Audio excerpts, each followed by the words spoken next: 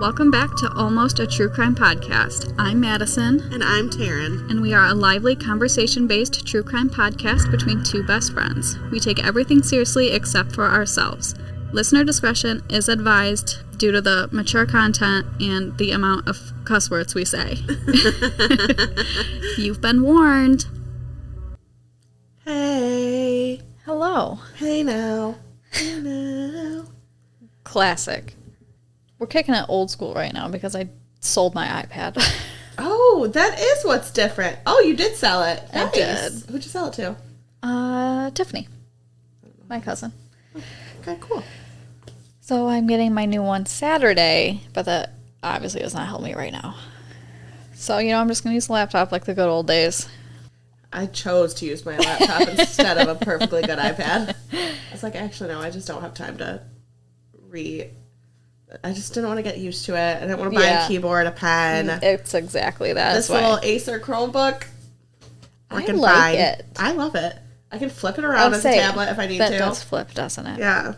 And it's just, I don't know. Something about a real keyboard. It's just easier. It is. I can play secretary. I don't research on my iPad at all. I just use it to read. So I felt the need to. I don't even like doing that. I like to read real books. So I gave mine to my kid, and that was also a big mistake. Nothing worse than children texting you. And FaceTime. Oh, my God. And, especially his age, so many friends also have iPads and phones. Yeah. Just not he doesn't have data, so, he can talk to everyone that has an iPad or any kind of, Apple shit. Yeah. So fucking annoying. That's I'm like, okay, you don't need to sit. Him and his one friend just sat on FaceTime and, watched the same movie. Oh, God. This is what we're not going to be doing. So, yeah, it's a fun journey. That's that. We also have exciting news. Take it away. I will take it away. We have a sponsor. No. Yeah, I wish I could remember what one I was know. the clapping one. I was just thinking, hold for applause. Wait. No. That was quick. I like it. So, yeah, we do. Which, they didn't reach out to us or anything. I actually reached out to them because I thought it was such a genius idea. So, for the next month, we are going to be promoting and also heavily drinking. It's called Wonder, but the O is an asterisk. They are full CBD beverages, full CBD seltzers. They're bubbly, helping you relax, keeping you moving, or making you feel more balanced. They want to help you say goodbye to pain, stress, bad moods, and say hello to brighter days ahead. And who doesn't love that? Of all those things. I'm just mostly trying to find non-alcoholic alternatives for days that I don't feel like feeling like shit the next day. Right. It's probably something I should look into. They also reinvest 4.20% of their profits in entrepreneurs from the communities that have been negatively affected by the prohibition of cannabis, known as the 420 rule. Love to see it. You do. Too many people are in jail for something that is now perfectly legal. Yeah. Yeah. So good. It contains no THC. 0%. Yeah, so you're not getting high. You're not getting high. So at first I was like, oh, God, is this going to be worth it for me? But I used to fuck with CBD. Remember I had my little CBD pen? Oh, yeah. I used to fuck around with the CBD oils. I really like it. So they have 4 different options that serve 4 different purposes. So right now at 8 p.m., Taryn is drinking the Breakfast Club, which is for energy. Like a straight up crackhead. They suggest you drink in the morning. So Breakfast Club is crafted with energizing ingredients like blood orange, ginger, and mint to wake up your taste buds and your brain, plus the perfect dose of CBD to keep you mellow and motivated every morning.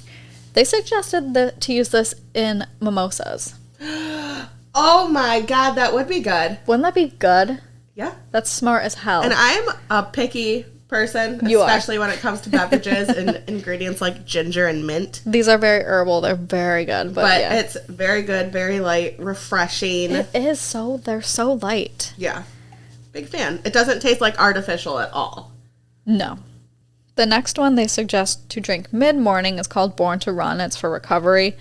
So they say unchecked to-do list, overbooked schedules. These are the days Born to Run were made for. With an energizing lemon flavor and just the right amount of CBD, Born to Run helps you find your groove and stay on track.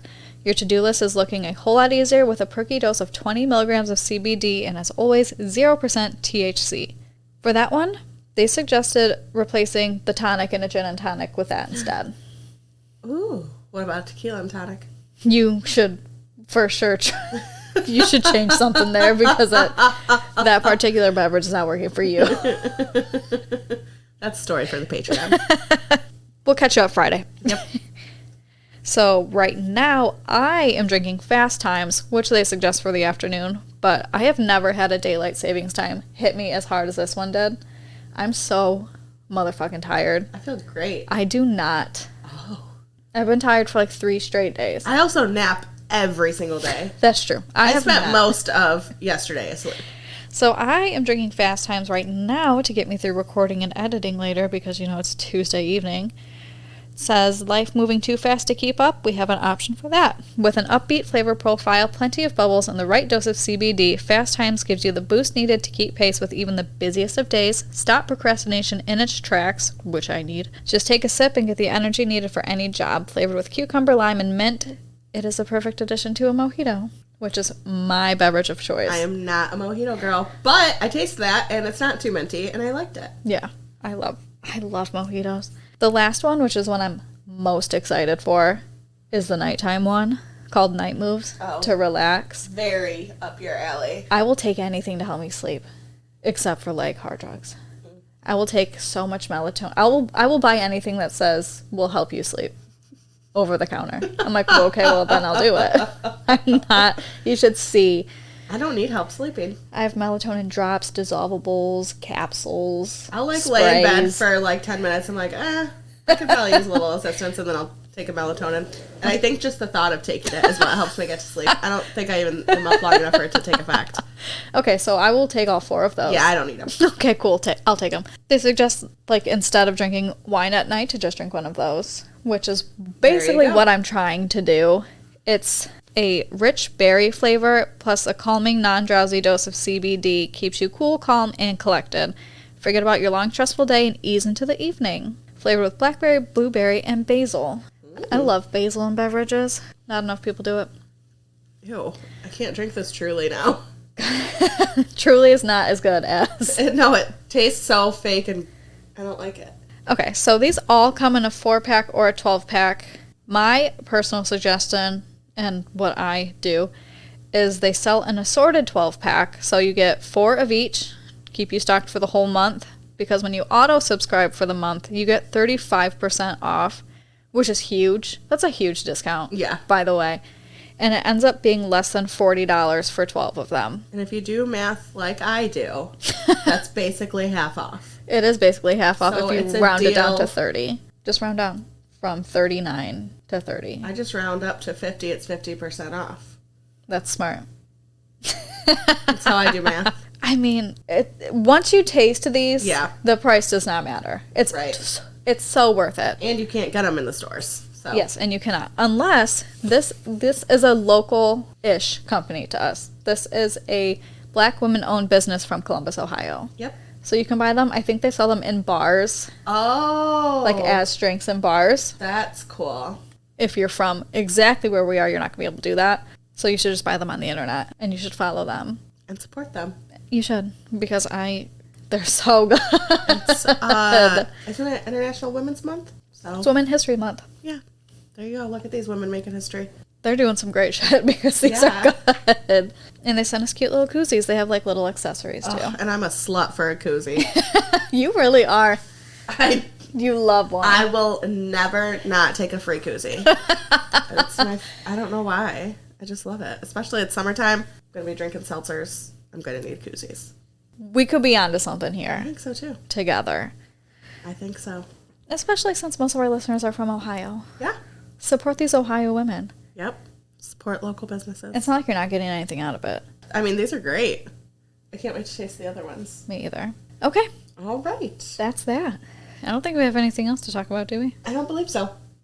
Also, it should be said, Their products have not been evaluated by the FDA and are not intended to diagnose, treat, cure, or prevent any diseases or health conditions. All right. What the fuck are we talking about today? I will tell you. Okay. We are talking about Christina Paolilla and the Clear Lake Massacre. Clear Lake. Clear Lake. Isn't that... No, that's Crystal Lake. Oh, you're right. Okay. Okay, so that's... I'm like, wait a second. Oh, no. Is this real? Okay. Christina Marie Paolilla was born in Long Island on March 31st, 1986, to Lori, a stay-at-home mom, and Charles Paolilla, a construction worker. She has one older brother. Tragically, her father died when she was only 2 years old. He was killed by falling bricks during construction on a high-rise in New York City. Oh my gosh. Which is... terrible. It is... Everything is terrible, but something so unexpected like that always sorts of, like, jolts my system. Yeah. Like, you're just doing your job. Like a freak accident like that. Yeah. That's how I'm convinced I'm going to die. You know it. Like a car accident. I think mine's going to be abrupt. What's that part in The Office? Just as mysteriously as he arrived. He was gone. That's going to be you. Literally. Oh, shit. Anyway, her father was killed in a freak accident, which sort of comes up later. I mean, everyone's backgrounds always come up later, but that's just a point to remember. And then a few months later, Christine's grandfather and great-grandmother also passed away. Oh my gosh. Threes. Whole bunch of shit. It is a 3. Yep. I didn't even think about that. Her mother says she tried to raise the children on her own, but the pain of losing her husband led her to drug addiction. Oh, man. It's a terrible background. She eventually lost control of her world and temporarily custody of her children. At age 7, Christine went to live with her grandparents, her maternal grandparents. Her mom said she didn't really understand. She would call me on the phone and cry, asking why she couldn't come home. Oh my God, that's so sad. It's awful. Psychiatrist Gail Saltz, author of Anatomy of a Secret Life, The Psychology of Living a Lie, described the impact such a loss could have on a young girl. She told ABC News, losing her father at an early age puts someone at risk. It's abandonment, it's a frightening one, and then of course being essentially abandoned by your mother in the setting of her using drugs. That's sort of a double whammy because that is losing the most important person in your life. It's hard to not internalize that as a tremendous rejection. A blow to self-esteem and questions of how lovable am I if my mother is no longer taking care of me, which is awful. Yeah. It sounds very dramatic, but I guess unless you've lived something like that, you really don't know how that would feel. To make things worse, by the time Christine started kindergarten, she had developed alopecia. I thought that was something you were born with. I think, okay, because we had this... Both. I think it is something you're born with. But maybe it doesn't show up until later I think it can present itself later. She would wake up and her hair would be falling out in clumps.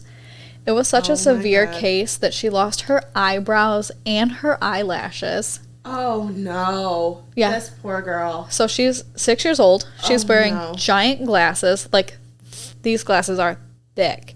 And she has to wear wigs and drawn-on eyebrows as a kindergartner.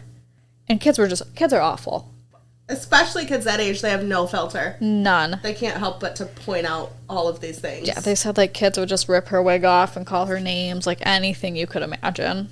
And I'm sorry, but the eyebrows have come a long way, but very rapidly. Yes. So eyebrows were bad for a long time.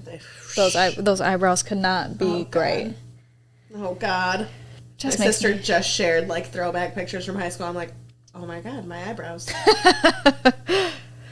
Now she's in high school. Christine was eventually reunited with her mother, who had overcome her drug addiction and remarried. So the family then moved to Clear Lake City, Texas, a suburb of Houston. I wonder if my family knows about this. That's where my family's from. Not Clear Lake. I was like, Texas is a very big state. Houston. They are from what Houston. I hear. Christine enrolled at Clear Lake High School. She was befriended by 2 popular students, Rachel Colarotis and Tiffany Rowell, who helped her improve her appearance and fit in with the other students. Like, I think these girls were very popular. You know what I picture this? Clueless. Oh. With Ty. Like, they were very popular, but they weren't doing it in a shady way. It's they just who they were. Yeah. Some people just are. Let me help you. Yeah. Lori Paolilla recalled her daughter's joy at having made new high school friends. She said, "Mom, I made 2 new friends who are the sweetest girls I've ever met." She couldn't speak highly enough about them, how much fun they were, how loving they were, how they had so much fun. Every minute they spent together was lively and fun, and they laughed all the time, and I saw such a change in her personality. Tiffany and Rachel were a year ahead of Christine in school. She genuinely seemed very happy when she started to hang around those girls, her mom said. Christine was reportedly so comfortable around these girls that she felt comfortable taking her wig off when she was around them, which was not something she did very often, she said. I think Rachel's dad said he wasn't surprised about this new friendship because she was just always looking out for the underdog, which is like kind of what I was getting at earlier. She didn't pity her or anything, she just genuinely wanted to help her. And it seemed like they did help her when she was voted Miss Irresistible in 2003 by her classmates. Oh, how precious. It is precious. And if you look at pictures of her, she really was really pretty once like she got it together. Yeah. Also, it seems like a really bizarre award for high school. You know? I can't say I wouldn't have wanted it. Oh, definitely I would have wanted it. But, like, the title could have been changed Now that I'm on the other end of this as an adult, I'm like, maybe we shouldn't. Maybe we shouldn't be labeling teenage girls as irresistible. No, I don't think so. I don't think so. Well, you know, you live and learn. Okay, so however, during all of this, her makeover, getting popular, she got a boyfriend, 21-year-old Chris Snider. Oh, gosh. Too old. She was like 17 at this point. It's too big of a gap. What do you have in common? But you never realize it till you're a grown adult. Oh, yeah, never. Like, I didn't think that was weird when I was 17. No. Now as an almost 30-year-old woman, I'm like... You don't need to be hanging out together. Absolutely not. If you're 21, you can only hang out with people that are 21 and up. Agreed. As soon as you turn 21. It's weird. You gotta stop. It's weird. So, nobody liked Chris. They originally met when Christine was in the 8th grade. Oh. Then Christine's mom said Chris went to jail for armed robbery. Oh, okay. And as soon as he got out of jail, he went right to Christine. Christine felt bad for him because nobody wanted to be his friend, and she thought she could help him. Which isn't that outlandish of a thought. I'm sure she's picturing a version of herself in that, like, if someone did it for her, why can't she do it for someone else? Well, Pay it forward. That's what she was thinking, I think. Because it turns out Chris sucked. According to Christine's mother and stepfather, Chris started isolating Christine from her family and friends. Her mom said Snider emotionally abused Christine, even showing up at school one day and pulling her wig off to embarrass her in front of her friends. Which, you're an adult. Correct. What the fuck are you doing? Which, isolating is typical abuser behavior. Mm-hmm. This is just completely normal. They want you to be as alone as possible, so it feels like you need them. Yeah. Christine's parents did everything they could to get them to stop seeing each other, but nobody has a willpower like a 17-year-old girl. Tale as old as time. Especially a 17-year-old girl you just told is not allowed to do something. She's gonna go do it now. Listen. She's gonna do it worse than ever. Could have my parents call in and make some comments about 17-year-old girls and their fucking will, because... You had it. So, like, they tried grounding her, taking her car away. They tried getting a restraining order against him. Jesus. Nothing would work. They said they talked about it until they were blue in the face. It was useless. She would not see him. True crime author M. William Phelps, who wrote a book, Never See Them Again, about this case, said around the Snider home, Paolilla, who had the police called on her several times by her own parents, was known as the psycho, not Chris.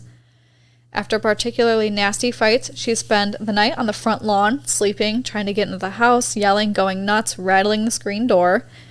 Snider's sister, Brandy, is quoted as saying that Paolilla threatened to kill my mom, my dad, and me. She was an absolute cancer to us. So, it's not just him. That is such a good insult to use. You're a cancer to us. Yeah. Just destroying everything from the inside out in our lives. Damn. That's Put what Brandy... that in the fucking memory bank to use. That's what Brandy said about her. Snider had told his family more than once that only 2 things frightened him, the cops and Christine, which is saying a lot for someone who has already previously went to jail. Yeah. On July 18th, 2003, 17-year-old Christine and her then-boyfriend, 21-year-old Christopher Lee Snider, went to her friend Tiffany Roll's house, her best friend, where Tiffany and Rachel and Tiffany's boyfriend Marcus and Marcus's cousin Adelbert were. According to Paolilla, Adelbert, yes. Did you want me to not breeze past that? I was just confused. Adelbert Sanchez and his cousin Marcus Priscilla. According to Christine, the couple planned to go get drugs at the house, but Snider apparently got into an argument with Marcus. So they got into an argument. Some things happened in there that I will get to in literally 1 second. I just did this out of order. But after they left, so after Christine and Chris left the crime scene, she told Chris she had to go back inside to, quote, make sure they're all dead. Back inside, she saw Rachel crawling on the floor, trying to dial 911 on her cell phone while gagging on her own blood. What the fuck happened? I'm gonna tell you.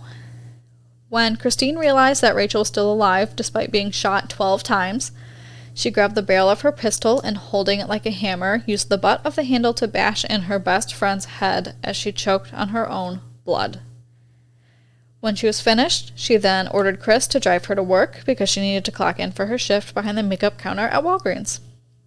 I will get into the details of the makeup counter at Walgreens. Yep. But police say the crime scene they discovered, 4 bloody bodies in the living room of a home in suburban Clear Lake City, Texas, showed a clear-eyed execution. They counted 40 shots fired, most of them directed at Tiffany and Rachel. Oh my God. Christine shot both women in the groin, wounds that were absent in the men, just the girls. Rachel was wounded in the buttocks, meaning she was likely shot trying to run away. As she choked on her own blood, like I said, Christine walked over and repeatedly bashed her head in. Police noted distinctive overkill in the female victims, meaning their killer had an intense personal animosity toward them. Yet, police quickly formulated a theory that the murders were most likely drug-related, and they stuck to that. Tiffany and Rachel had just graduated, and the former pretty girls of Clear Lake High were now pulling waitressing shifts at a local strip club. Marcus dealt ecstasy and cocaine, so that's kind of where they're getting this "it must have been drugs" thing. Despite over 400 leads in the early months, most leading back to Marcus's drug associations, the investigation went nowhere. No one thought to suspect Christine, in large part because few women, let alone teenage girls, commit murder, which is just true. Of the 1,190 juveniles arrested for murder or manslaughter in the United States in 2009, only 7% were female. So it just wasn't something they even looked at, especially because they were best friends. Right. Mom and stepfather said Christine was deeply disturbed about the murder of Rachel and Tiffany. She came home to tell us she was very upset. She cried most of the night, adding that Christine was too upset to attend the girls' funerals, which I think is weird that she would not have went. She must have, literally been feeling so guilty. The murder would go unsolved for 3 years, puzzling police. So years went by. Chris ended up in a Kentucky jail on an old car theft warrant, and Christine was in drug rehab in Kerrville, Texas, where she met longtime heroin addict named Justin Rott, which is the worst name I have ever heard. Justin Rott. Justin Rott. Justin Rotten Hell. Well, they fell madly in love in rehab. Yes, they do. The two got married, and using a $360,000 trust left by her father, bought a condo. Yes, so she had all this money the whole time. Their nesting period was short-lived. Soon after moving in, Christine saw a news story on TV about the anniversary of her best friend's unsolved murders. She called Justin in to watch, and as police sketches were thrown up on the screen, Christine started to unravel. Oh my God. She paced the living room saying, oh my, over and over. Then she stopped and stared at her new husband. She said, "Does that look like me?" Having offered this semi-confession, Christine soon told her husband what happened that afternoon, a version of events in which she was surprisingly passive. The couple stuck together after this, after he now knows she's a murderer. Going on the run, they moved into a room at La Quinta Inn and embarked on a drug binge as epic in its volume as its squalor. They shot $500 worth of heroin and cocaine daily. Jesus Christ. While living on Cheez-Its, Reese's Peanut Butter Cups, and pop. They never left the room and never allowed housekeeping in. And as the weeks accumulated, it was strewn with blood, vomit, and their dog's feces and over 100 needles. Oh my God. They lived in that room for 7 months. Oh my God. I have a picture of the room on the Instagram. God. It's disgusting. Can you imagine the smell? It's full of needles. Oh. Full. What the fuck? That is disgusting. Just, ew. Needles. And you have dog? You have a dog? Evidently there was a dog. Like, I said, you have dog? Yeah. I just had to shorten that sentence a little. You have dog? Sound like a fucking caveman. So yes, they have dog. Shut the fuck up. I shouldn't have called it out because you were clearly going to let it go. I was. But whatever. Not for long. I'm self-aware. 10 days before the 3rd anniversary of the murders, Houston police received an anonymous tip from a man, later confirmed to be Justin, who said he'd met Christine in rehab and she had told him how she and her boyfriend committed the Clear Lake murders. Cops tracked her down through her ATM activity, and within 2 days of that tip, they arrested her. Oh, damn. Fast. When officers closed in on Snider, he ran into the woods with a bottle of pills, and they found him dead from a deliberate drug overdose. Jesus. Christine never fully confessed to her part in the killings. She always blamed most of her actions on Snider. Christine said Snider surprised her by thrusting a pistol into her hand before the robbery. He surprised her again during the robbery, she said, by shooting Marcus.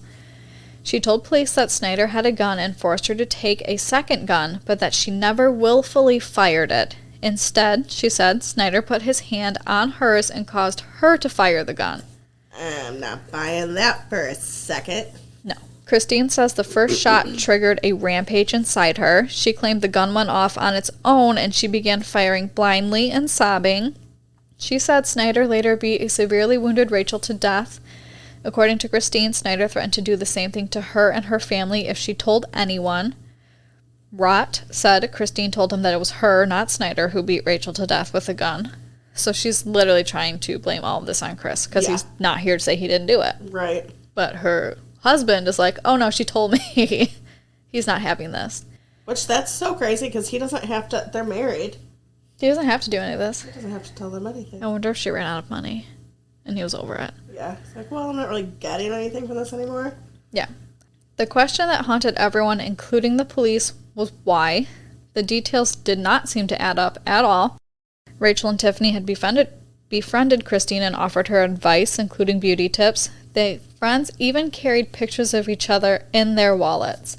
So I think like when Rachel died, she had a picture of Christine in her wallet because they were like best friends. So now Christine faces these murder charges alone since her alleged accomplice is dead. Her family blames the murders on Snider as well.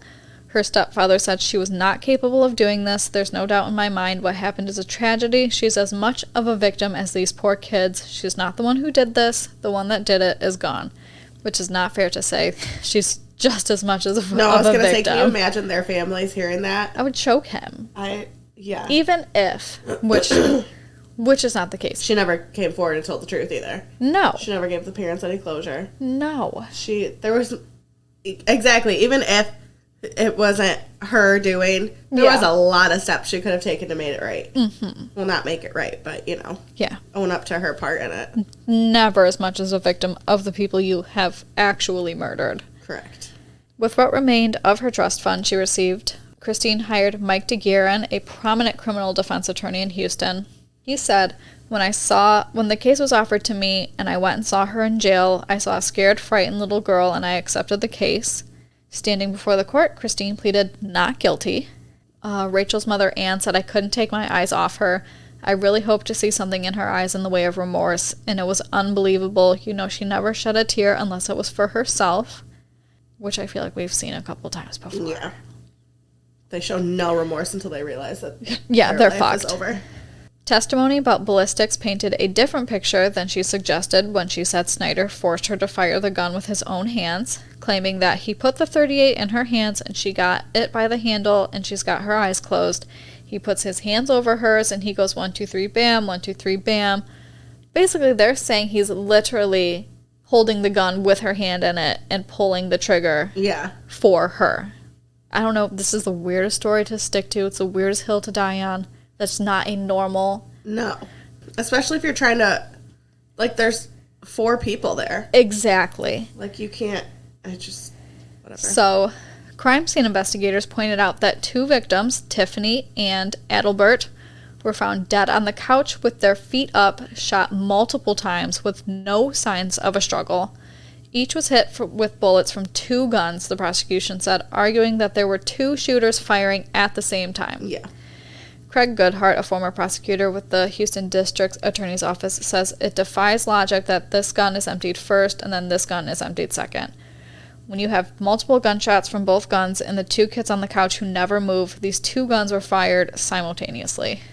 Which is true. Chris isn't shooting all until his bullets are out. And then going over and helping you. And in the meantime, no one has moved. Everyone's just same spot. No fucking way. So yeah, they're basically like, this could not be more of a lie. Yeah. The prosecution brought up the fact that she said she was terrified of Snider, and that's why she didn't call the police afterwards, because he said he would kill her family. But phone records show that she called him constantly after the crime. Goodhart said over 1,100 calls are made from her to him and him to her. If you're deathly afraid of someone, what are you doing on the phone with them? Phone records will get you every time, man. 1,000 phone calls, you're supposedly terrified of this man. God. Phone records will get you every time. Seriously? Don't be on your phone and trying to commit a crime. Definitely not. Text calls, it'll ping you. Yeah, you can't have your phone anywhere. Nowhere. You need to not have it on your person. Nowhere. Not that I'm encouraging this, I'm just saying. No, yeah. No. Don't kill anyone, please. Yeah, don't. Finally, the prosecution brought in their star witness, Christine's own husband, Justin, who had... Oh my God. I forget he's still in this at this point. So he said that... I wonder if he had like a record or something. There has to... Like, he was getting something out of this, for sure. So weird. 7 months after he found out that she did it, he decided, like, I should tell someone. Something happened. Yeah. He said that she had told him everything. She said before they walked into the house, Chris handed her a gun. A prosecutor asked, did she say at this point Chris forced it on her or threatened her? Justin said no. Justin said that Christine knew she was participating in a drug heist from the start, and when the bullets started flying, she didn't hesitate to join in. She said Chris shot first, then they both started shooting. So she does maintain that Chris is actually one who started all of this. Right. But then she immediately was like, okay. Yeah. In the most shocking moment of the trial, Justin described for the court what he said Christine told him about the final cold-blooded minutes in the house. Justin said, she told me that she told Chris that they had to go back. She said she had to make sure they were all dead. She said when they went back in, Rachel was there and she was still alive. She was choking on her own blood. She was gagging. She said that Rachel just kept asking why, and then detailed how Christine told him how she beat Rachel to death. Christine's defense, DeGuerin, also continued to place the blame on late Snider. Christine never intended for anyone to be hurt, he told the court, and she didn't even know what Chris Snider was going to do. After all, why would she want to kill her own friends? Which, I'm sorry. You're still trying to lie at this point. Yeah. And like, you're right. Why would you? That's what I would love to know. Yeah. Could you please tell me? It's actually a great question. Could you please elaborate? DeGuerin told ABC News the person that did the killing was a warped psychopath. When he came up dead, they had nobody left except her to prosecute. So he's basically saying the person that did the killing, he's saying Chris is a psychopath. Yeah. But, like, yeah, you're right. Christine is a warped psychopath. Yeah. She was with him and then clearly still carried on a relationship afterwards, regardless of what she's saying. Yeah. So. Oh, I get into Justin right here. I forgot to put this in here. I did this a long time ago. The defense also countered by calling Justin's trustworthiness into question, which they always do. Yeah. He's not a reliable witness. Yeah. DeGuerin noted that Justin was a convicted felon and admitted drug addict. The lawyer said the husband ratted out his own wife to save his skin. He was facing a life charge for heroin. Oh. So he sold his testimony. Christine's family said Justin made a practice of seducing women in rehab and leeching off them as long as they had money.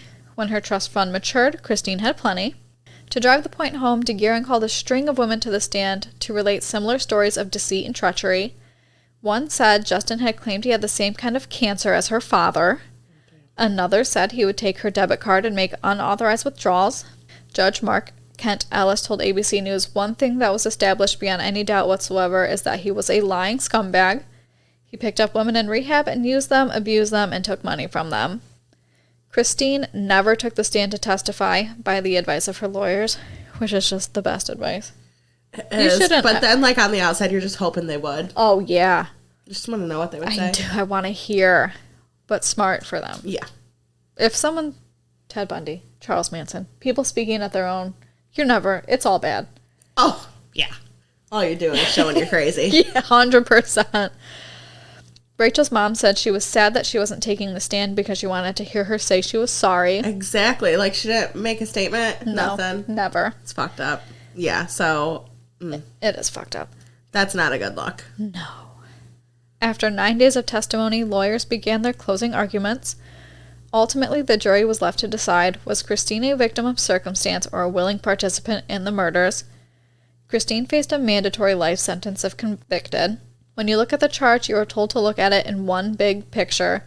Did she pull the trigger or did she assist the person who pulled the trigger? The prosecutor said, if you believe it either way, she is still guilty of capital murder. Which is true. DeGuerin countered, despite the goriness of this crime, if you have a reasonable doubt, it is your oath and your duty to say, not proved, not guilty. Which is true. Yes, which is you're why told you have to. If you have any doubt, you are not allowed to convict them. Yep. Which is like, I just don't know sometimes. I mean, I know I could do it. Oh, in this case, definitely. But I know why. Like, this is why hung juries exist. Oh, yeah. However, after less than 3 hours, the jury returned a verdict. As Ellis read the verdict, Christine broke down in tears. He read, the state of Texas versus Christine Marie Paolilla. We, the jury, find the defendant, Christine Marie Paolilla, guilty of capital murder as charged in the indictment. The judge addressed the convict. Miss Paolilla, the jury having found you guilty of capital murder, the state having chosen to not seek the death penalty in this case, it's now my duty to sentence you to life confinement in the Texas Department of Criminal Justice Institutional Division. Do you have anything to say before I sentence you? And she shook her head no. Wow. I mean, you got nothing to lose now. Yeah. Say exactly. Something. Say sorry. Today, Christine Paolilla, her high school's former Miss Irresistible, is serving a life sentence at a women's penitentiary in Gatesville, Texas.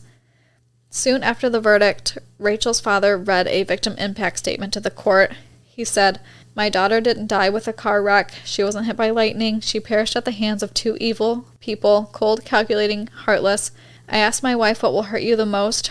Her picture never ages while we do. Christmas, birthdays, my daughter Tiffany's college graduation, there's always an absence, always a silence. Adelbert Sanchez's sister Nicole Sanchez also read a statement. As we come to a close to this chapter in our lives, we will walk away from this courtroom and forget about Christine, but Christine will think about the 4 precious innocent lives she brutally took that day and the families that she destroyed every day for the rest of her life. That's crazy. It is crazy. I've read about this case before, but I guess I never really realized how unexplained this all is. Really? Like, I just can't, why? Why? Yeah. It took me so long, because I was trying to read, and, like, it's just, and she just got wrapped up with... said anything afterwards or nothing. That's crazy. I mean, I think it did have to do with drugs, but I think that's, like, mostly Chris. I don't know why she murdered her friends. I feel like, I mean, obviously I have no fucking clue, but the way he was, I mean... He probably did have some type of... He had some type of hold over her. And I'm sure he was putting ideas in her head about them not really being her friend. You know how those kind of people are. That's true. Like, not that she had to do any of that, obviously. No. But, like, for any kind of reasoning, I'm sure he put all these ideas in her head that they weren't. Yeah, that's the only explanation. It's the only thing that would make sense. So I'm just willing that to be true, because otherwise I have no idea why someone would do something like that. But I mean... Unless they were, like, heavily the influenced by... fact that she never snapped out of it, like, I should call the police right now. Right. Is baffling to me. She just went on. Like, just... And sounds like she did the most damage. Right. I mean, she is definitely the one who shot the girls in the groin. Yeah. That was her. Yeah. And then she beat someone to death. Yeah. Like, that is... That's a bit much. And you had left and went back in. Yeah, that's unexcusable. There was plenty of time for, like, a moment of clarity. Yeah, no. And it just never... Yeah. That's crazy. Yeah, if you can find more about this case, like the between of high school and then these girls getting murdered. Yeah, like let me know. What was there? I did read some articles, but I don't really know. It's crazy. I'll post these pictures on our Instagram too. I want to see that. You want to see everyone. And that's it. Don't forget to go to, we'll link all that Wonder CBD stuff in the bottom too. So don't forget to check them out. Don't forget to order your CBD seltzers. They are bubbly, which I kind of like. I love carbonation. Yes. I need it. Some things, I only really like Twisted Teas, not carbonated. Like Truly came out with those tea ones, but they were carbonated. It was weird. I didn't like those. But other than like Twisted Teas, like a little carbonation, like I need it. I do too. Like that's why if I'm drinking like wine or something, I have to make it a spritzer. I gotta add some bubbles. This could be your wine spritzer. Right. A CBD wine spritzer. Oh, trademark. Don't steal that idea. I really like this. I do honestly feel a little funky. Let's start our own business. No, I'd rather just buy from these people. Yeah, I guess you're right. Much easier. They've done the hard work. You're right. I don't actually have any clue how to do that. We can barely do this. I know. I don't think we can make a product. Yeah, you're right. So yeah, check them out. It's called Wonder with a asterisk for the O. Their Instagram is Wonder All Day with no O, if you wanted to check out their Instagram. And other than that, we'll see you Friday for the Patreon. Woo woo. I got a good one. Where I will still be drinking this. Yes. And then if you're not on the Patreon, we'll see you Wednesday. Yep. Where I will still be drinking this. I guess it didn't matter. For the next foreseeable. Yeah. Sure. Yep. All right. Bye. Bye. Thank you for listening to this week's episode. As always, you can find us on Facebook and Instagram at AlmostPod if you'd like to interact with us and talk about the cases. You can join our Patreon at patreon.com/almostpod. It's a monthly subscription where you get early access to two-parters, shout-outs, bonus episodes. You can email us at almostpod@gmail.com. Questions, comments, concerns, corrections, compliments. Always compliments. If you're listening on Apple Podcasts, please be sure to subscribe. That way every week when we drop a new episode, it will automatically download for you to listen to. You can also give us a 5-star rating and write us a review and let us know what you think. And we'll see you next week. Bye. Bye.